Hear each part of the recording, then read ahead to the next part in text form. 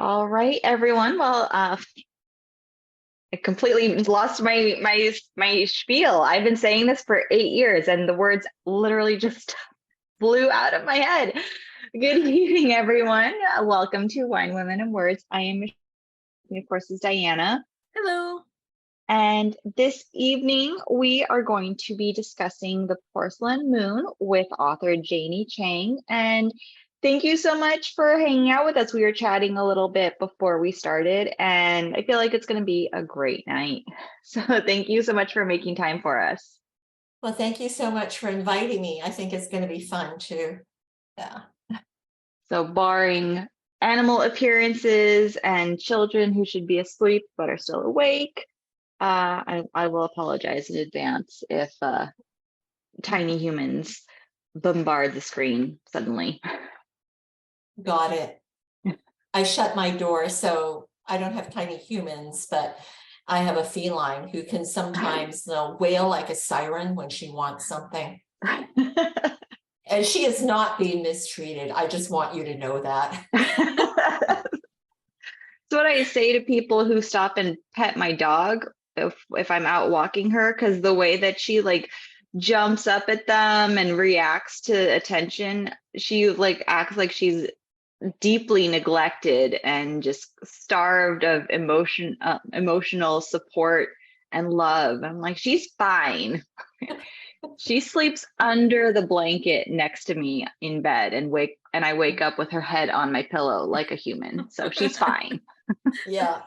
You're gonna suffer back problems all your life from sleeping Because in of the awkward dog. positions. Yeah.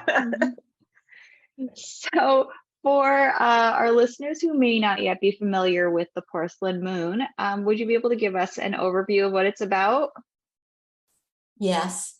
It's the two main characters are a young French woman and a young Chinese woman. And the setting is 1918 France in the week before the armistice of World War I. And Pauline Ding, who is the Chinese woman, has decided that she needs to run away from her uncle's antique store in Paris, which is where she's been working, because he's about to arrange a marriage for her that's going to send her back to Shanghai, and she doesn't want to go back because it would be a very restricted life, and she's used to living in France. So she heads off to find her cousin Theo, who's at the Western Front, working as a translator for the Chinese Labor Corps. At the Western Front in a town called Noyelles-sur-Mer, Camille Roussel, who's the other main character in this novel, is planning an escape as well. And this is from an abusive marriage.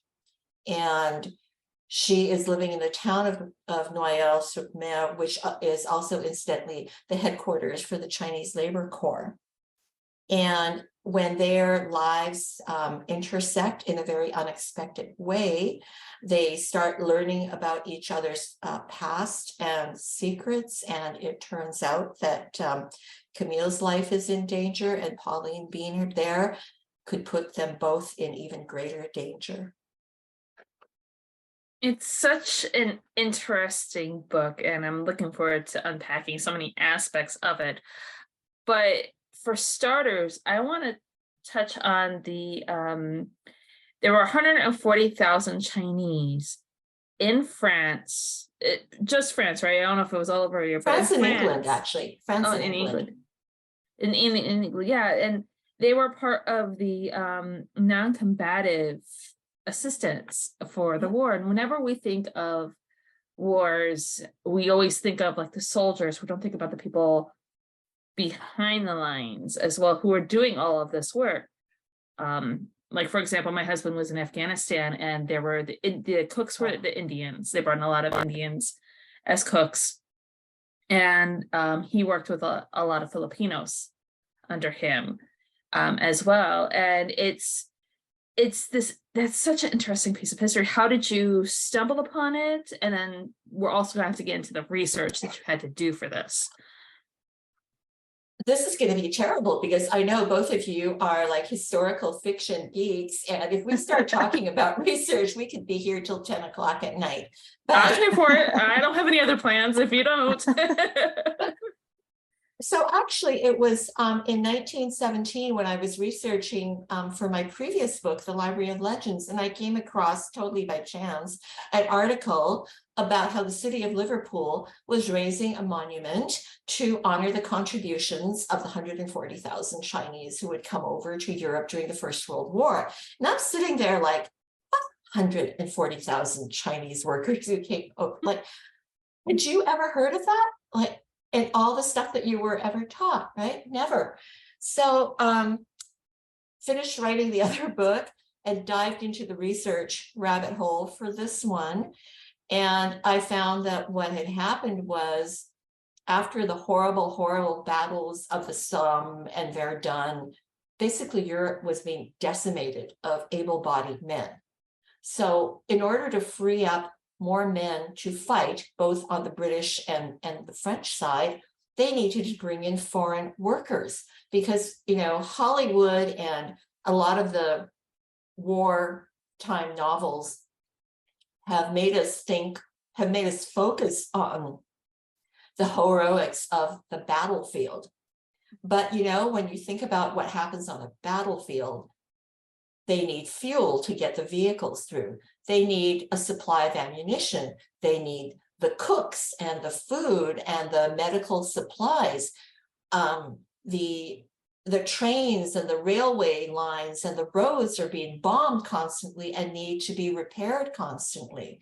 You know, and there's all the loading and the unloading of supplies at the wharves at Le Havre and Calais, which, you know, then get loaded onto trucks and put onto anyway, there's just so much work that's involved.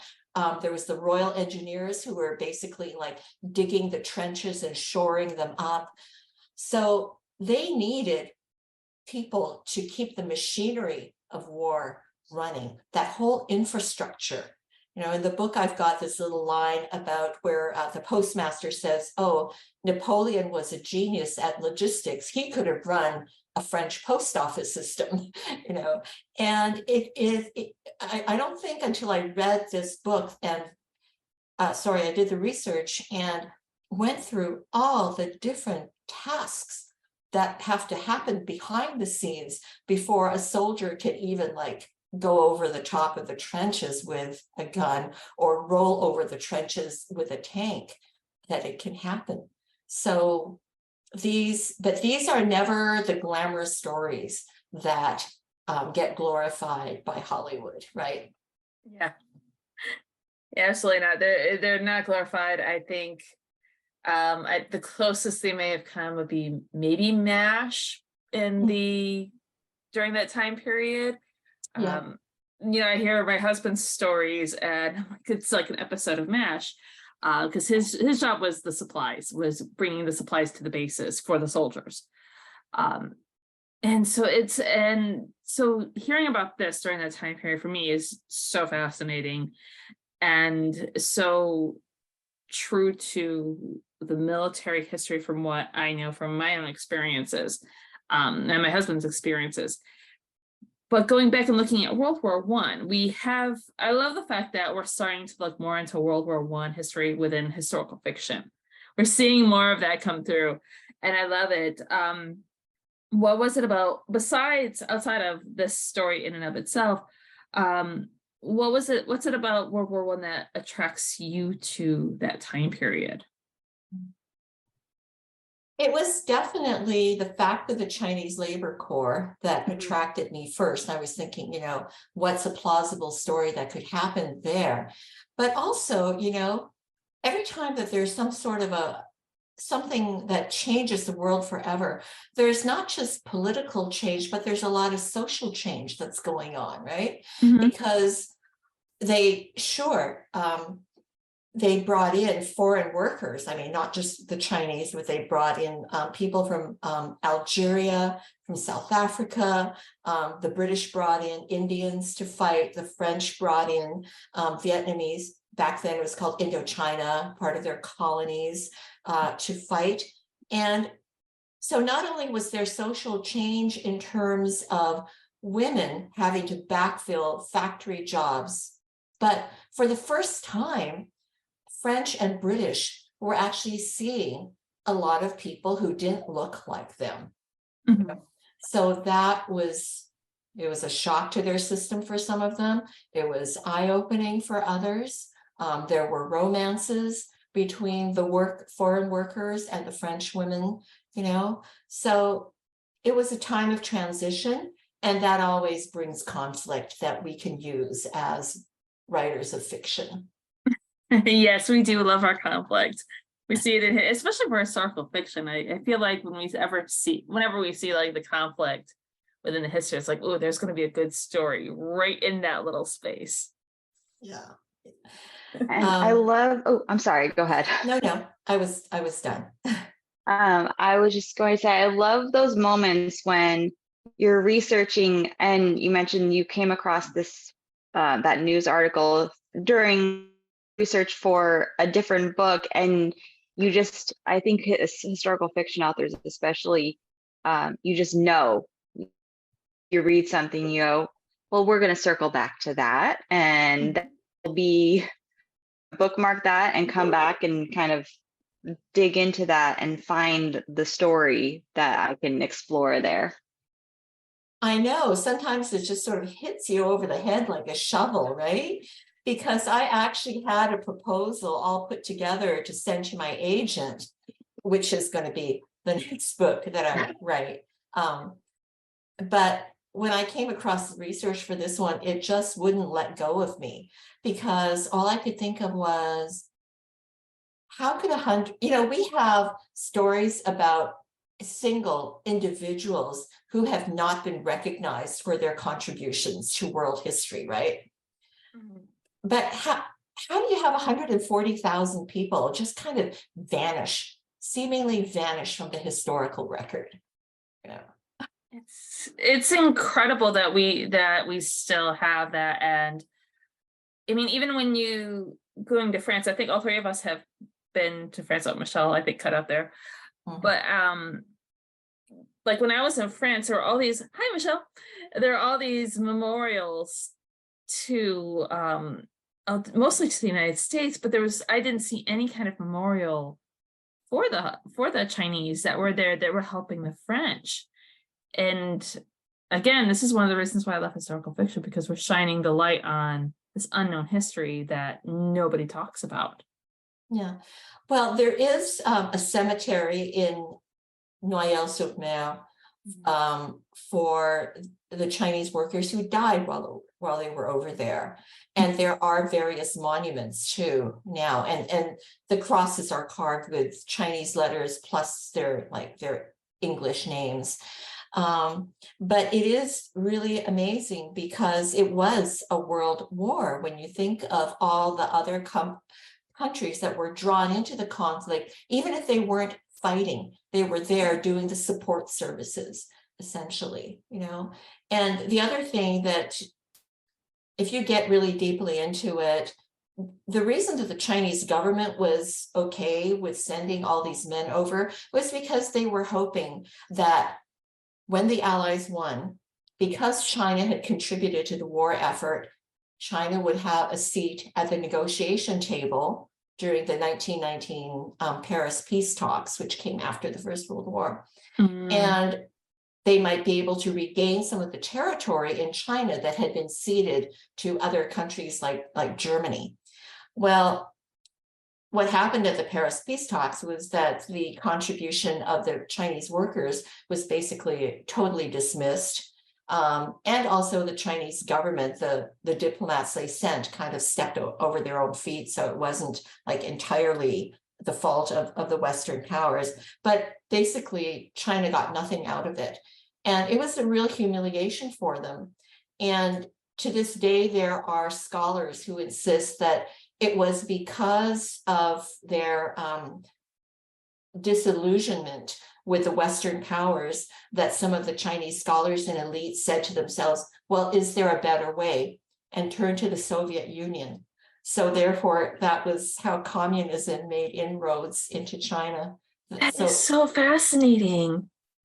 It would have been so different. Like World War I screwed up so much. The Allies carved up the Middle East, which is the source of a lot of conflicts now, right? Yeah. 1919, those same peace talks, because I'm working on a World War II book myself and looking at Italian history. And it was that 1919 peace talks where Italy felt like they didn't get their fair share either, because they wanted some of their lands back that were encroached upon. And it was what led to them turning fascist and ending up being on the side of the Nazis during World War II. So it's the consequences, the repercussions that don't show themselves for decades, and the lessons that we don't really seem to learn, right? yeah, and it feels like so, and like you said, with the Middle East and all of that, where it oftentimes looking back at the history, and I'm sure I'm not the only one who thinks that World War I and World War II were just one big war. It was like just put on pause so that it could be somewhat resolved once World War II finished. And we're still dealing with that even now. It's still mind-boggling how much of an effect that war had on human history. Yes. And you know what? I just, you're right. Everything just feels so interconnected if you bother digging deeply enough, But one of the things that was very, that I really wanted to look into was, could there have been relationships, romances between the workers and local French women? And here I turned up some research that said, no, absolutely. Yes. And if you go on my website, I have like a gallery of photos to go with the book for book clubs that might be interested. And there are pictures of couples, like mixed race couples, even though it was frowned upon, but love happens when love happens, right? Yeah. And I came across an account of one young woman who was telling the mayor of her town that she wanted to marry her Chinese boyfriend because he didn't drink, he didn't smoke, he didn't gamble, he didn't beat her, so. And there was another Chinese worker who stayed behind. His French name, he renamed himself Jean Chou, Tchou, and he married his French girlfriend. They raised 3 children, and come the Second World War, he fought for the French army, and he lived to 102. Oh, wow. Yeah. I love these stories. They're so fantastic. And that brings me to the characters in your novel. I love the relationship between Pauline and Camille. They were from 2 different socioeconomic spectrums, not just cultures as well. Can we delve into like that relationship, how you put that together? Right. And as writers, that what happens is sometimes a lot of stuff happens in your subconscious, and it's not until you finish writing the story that you think, that's what was going on. So the first thing that I want to bring back is, the title, The Porcelain Moon. And it's it hints at the scene from Chinese folklore of the moon goddess who started out as a mortal. She's married to a very cruel husband who has managed to steal the elixir of immortality from the Queen Mother of Heaven. And he's also the Emperor of China in, like ancient times. And she thinks he cannot live forever. He cannot be emperor, a cruel emperor forever. So she steals this elixir, but as he walks in and sees her, she can't think of what else to do. She drinks it down, she jumps out the window, but instead of falling, she starts flying up, drifting up to the moon, and then she becomes the moon goddess. And I was thinking, oh my goodness, so I've got Pauline who's trying to escape from an unwanted marriage, and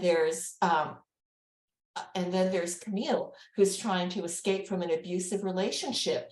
And I've got this thread of the moon goddess story going on in the background. And, I didn't even do that on purpose. So There's a theme in there of a recurring theme there of escaping from a bad relationship, which, you know, this is what happened in the past when women did not have that much agency. You know, Camille only really didn't have a lot of options, and Pauline didn't have a lot of options. But when you think about it now, it still happens, right? Yeah. It can be so complicated, even for someone living in North America with all the laws and the protections and the women's shelters and so on. It's still a very, very difficult thing to overcome. You know? And so the other thing that it's sort of this, they have a friendship because Camille is being very kind, and then we figure out, or Pauline figures out why Camille is being kind to her and draws apart. And then they just, you know, she discovers this dreadful secret and very reluctantly agrees to help Camille again. And then this terrible thing, this terrible decision that they make together to keep themselves safe and to keep her cousin safe happens. And they're bonded for life. Is this a no spoilers thing? Yeah, we're no spoilers. I don't think that's really that's not a spoiler. I wouldn't classify that as a spoiler, so I think we're okay. No, Yeah, we try to keep it. That's just a plot point. Yeah. It's a plot point, and that's, yeah. So there's this constant, you know, like as they discover, as Pauline mostly discovers more about Camille, she sort of draws back and then draws closer again, pulls back, draws in closer again. And yeah, the dynamic there is one of, it's one of family, right? Because a good novel will have strong relationship plot lines, and the strongest, most emotional relationships we have are those of family. And how did you, I'm unmuted myself. During the writing process, how did you approach creating that kind of tug of war of the tension building and of ebbing and flowing like that, as the characters kind of weigh layers and continue making discoveries? Oh, well, this is spoiler territory. What am I going to do now? Okay, well, okay, warning, there's if you guys have not finished the book yet, this may be a spoiler, so proceed at caution, or put this on pause and come back to listen after you finish the book. Okay. Okay, very nice. Mini spoiler alert. Yeah. I don't think it's going to take, actually, you know, once you're a chapter into it, I don't think it takes much to figure out that that Camille and Theo are having an affair. And that this makes it very dangerous because she's married to a violent person. So when Pauline goes to, Pauline has her ups and downs because she goes to Noël to look for her cousin who will advocate for her with her uncle and convince him not to marry her off to some stranger in China, because her uncle always listens to her cousin Theo. And she finds, you know, he has died, like he's been killed, right? And so this is just, you know, it's a downer. And she goes back just completely shattered. So then Pauline goes to try and find, she says, well, it's my duty to get his personal effects back or bring his body back if I can. It's the least I can do. Because there's a Chinese tradition that you really need to have the person's body brought back to their hometown for burial, back to their home.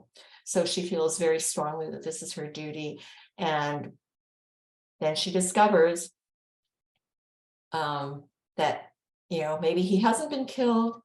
And when she tells Camille this, Camille's relief sort of gives it all away. And that why Theo was willing to disappear and pretend to be dead.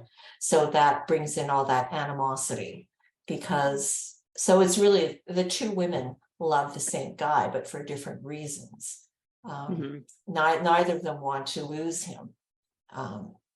So that's kind of that tug of war that's going on, the twists and the ups and the downs of emotion, which I also had to research because it was like, could someone who was documented by the British military as having a job, with the Chinese Labor Corps, how could how could he disappear from the paperwork?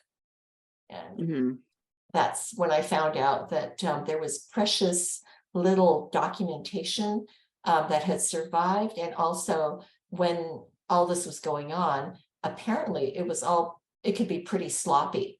Apart from payroll, it could be pretty sloppy because the men were not military soldiers. They were civilians.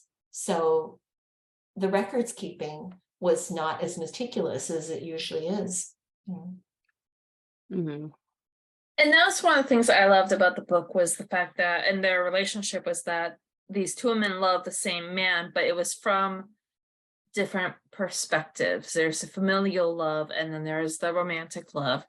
And so often in books, we're having the romantic love put against each other and fighting for that one person. But we have this different dynamic, which was completely refreshing to see on the page, that even though you love someone, there can be this conflict with the person that they might love. And how does that play out for them? Yes, because how often do you see a situation where a brother or a sister is jealous when the other sibling gets married? Because until then, they thought they were the closest and the nearest to that sibling. So, or even with best friends sometimes, Now, I know we are just coming up on our half hour, but we have to ask our survey, our Wine Women Word survey, which I think Diana explains it better than I do. Do I? Okay. I mean, it's pseudoscientific. So yes. So with Michelle and I, we've noticed this thing. So I write historical fiction, and I am, how do I best put it? I don't want to say necessarily queen of chaos, but I'm okay with chaos. I'm okay with clutter. If it's there, it's there. Clean it up when you can. But when it comes to my writing, I don't want to say it was super meticulous, but I have a plan. I have an outline. I can deviate from that outline, but I always come back to have that touchstone. Michelle, on the other hand, everything is in its place, and there's a place for everything. It's nice and neat and orderly. She's a fantasy author, but she also likes to just whatever her characters want that day, that's what she's got. She just shows up, and there's no actual rhyme or reason or plan to it, which to me boggles my mind. So our first part of our question to you is, are you a plotter, or are you a pantser, or you just show up and they tell you what to do? I'll tell you, I've evolved. I started out as a pantser, and I really enjoyed that a lot more. But I've become more and more of a plotter. And the reason is, when you sign a contract with a deadline, you just can't pants around so much anymore, right? And I also found that generally I know how the story begins, I know how it ends. Like for the Porcelain Moon, there was this one plot point that I really, really wanted to have.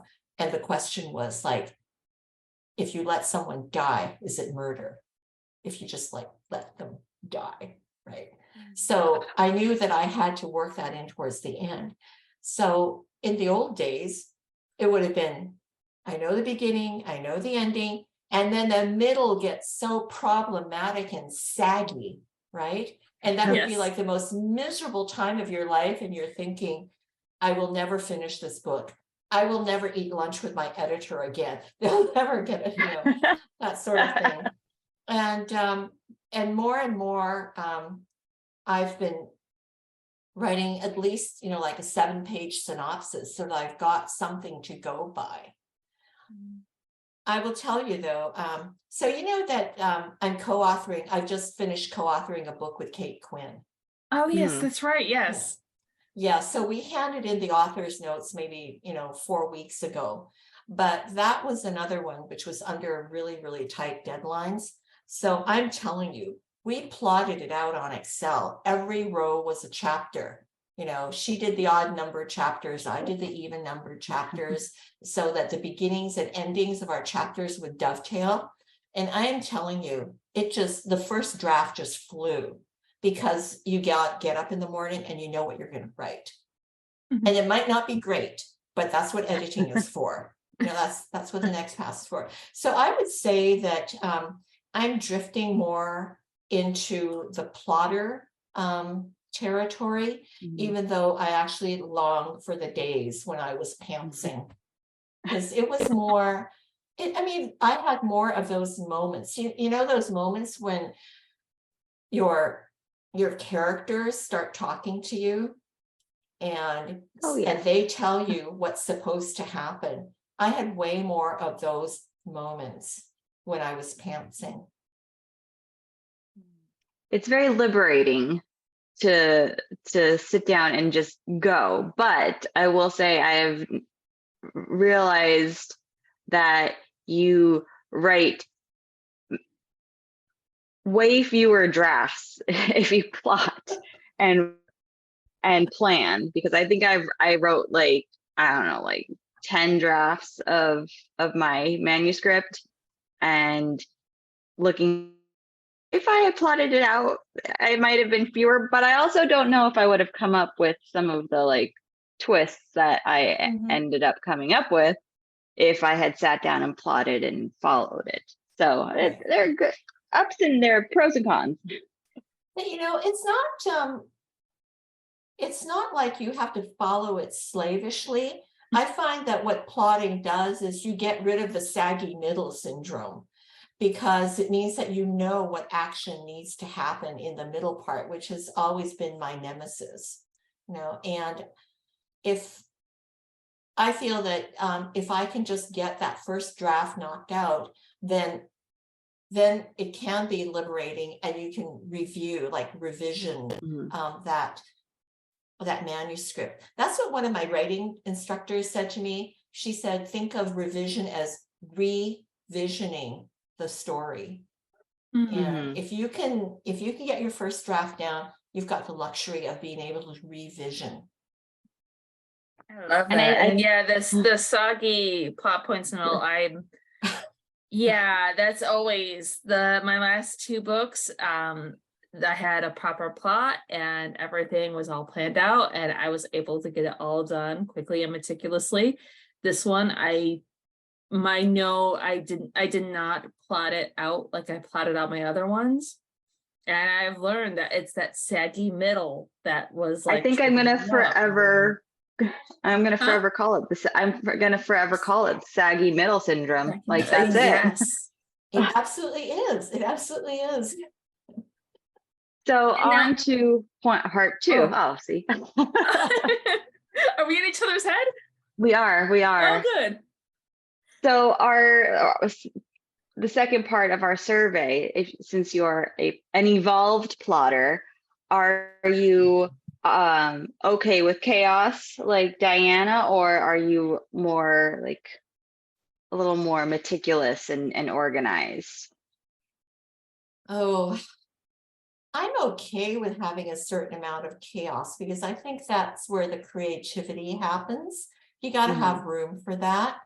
But like I said, if you know which direction you're going, you still need a certain level of comfort and security that you're actually going to finish writing in time, because it's sort of like, okay, it may not be the ultimate story that I wanted to write. I may not have layered in everything I wanted to layer in, but I'll make my deadline. And then, and then you work with your editor, and you do have another opportunity. and a fresh set of eyes from your editor. So that Mhm. if there are other things that you want to make changes to, you still have another opportunity.